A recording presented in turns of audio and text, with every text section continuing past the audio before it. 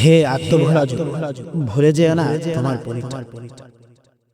প্রিয় তরুণ যুগের স্রোতে গা ভাসিয়ে 14ই ফেব্রুয়ারি তুমি উন্মাদনায় মাতছ, কিন্তু জানো না কি এক মহা সর্বনাশের দিকে তুমি এগিয়ে চলেছ। যে দিবস তুমি পালন করছো, তুমি কি জানো এর উৎস কি? প্রাচীন রোমানগণ মধ্য ফেব্রুয়ারি বা ফাল্গুনের প্রথম দিনে ভূমি ও নারীর উর্বরতার জন্য দেবতার কাছে প্রার্থনা করত। তারা মনে করত পহেলা ফাল্গুনে প্রার্থনা করলে দেবতারা জমির উর্বরতা বাড়িয়ে দেয় এবং নারীরা অধিক সন্তানবতী হয়। এদিনে দেবতাদের কৃপা ও সুদৃষ্টি লাভের জন্য তারা নগ্ন হয়ে অশালীন নাচ গান করত এবং লটারিতে ওঠা যুবতীর সাথে ব্যভিচারে লিপ্ত হতো। 14ই ফেব্রুয়ারির আজকের যে উন্মাদনা, তার মূল বীজ বপিত আছে উল্লিখিত ঘটনার ভেতর। এই দিবসকে বাংলায় বলা হচ্ছে ভালোবাসা, কিন্তু ভ্যালেন্টাইন ডে বাংলা কখনো ভালোবাসা দিবস হতে পারে।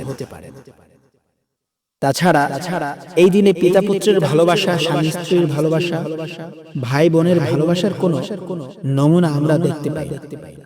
এতেই বোঝা যায় এটা বিবাহ বহির্ভূত হারাম ভালোবাসার জন্য পরিকল্পিতভাবে তৈরি করা হয়েছে, যার সাথে এদেশের মাটি ও মানুষ এবং সংস্কৃতির কোনো সম্পর্ক। শুধু তাই নয়, এই দিবসে যা যা হয় এতে ক্ষতি ছাড়া কোনো লাভ নেই। ধন সম্পদে আমরা দরিদ্র হলেও আমাদের বিশেষ এক সম্পদ আছে, সেই সম্পদের নাম শালীনতা। প্রিয় ভাই, এই সম্পদ ধ্বংসের কারণ তুমি হয়ো না।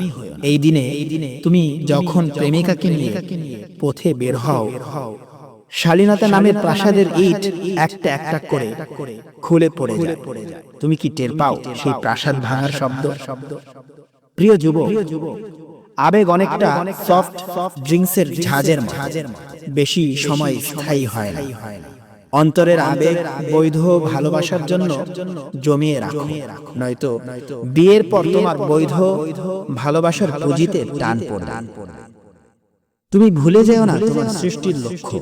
মহান আল্লাহ তোমার উদ্দেশ্যেই বলেছেন, হে মানুষ, কিসে তোমাকে তোমার প্রতিপালক সম্পর্কে ধোঁকায় ফেলে দিয়েছে।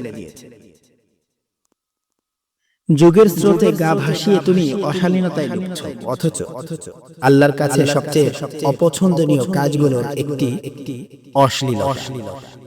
কোরআনে তিনি বলেছেন, নিশ্চয়ই যারা এটা পছন্দ করে যে মুমিনদের মধ্যে অশ্লীলতা ছড়িয়ে পড়ুক, তাদের জন্য দুনিয়া ও আখিরাতে রয়েছে যন্ত্রণাদায়ক শাস্তি। শ্রদ্ধেয় অভিভাবক, 14ই ফেব্রুয়ারির নষ্টামির দিনে আপনার সন্তান কোথায় যায় খবর রাখুন। ওই দিন আপনি যদি মাথায় টুপি দিয়ে মসজিদে যান আর আপনার ষোড়শী কন্যা মাথায় ফুলের তোড়া বসিয়ে অভিসারে গমন করে, তবে কাল কিয়ামতের মাঠে এই টুপি ও নামাজ আপনাকে পুরোপুরি রক্ষা করতে পারবে না। আপনি আল্লাহর কাছে দায়ুস হিসেবে চিহ্নিত হবেন, আর দায়ুসের দিকে আল্লাহ রহমতের দৃষ্টিতে তাকাবেন না বলে রাসূল সাল্লাল্লাহু আলাইহি ওয়াসাল্লাম সতর্ক করেছেন। তাই আপনার সন্তানকে আগলে রাখুন, ভালোবাসা দিয়ে বোঝান, প্রয়োজনে কঠোর হন, তবু আদরের সন্তানকে সর্বনাশের দিকে ঠেলে দেবেন। আমাদের আজকের শপথ হোক 14ই ফেব্রুয়ারির নষ্টামি বর্জনের শপথ।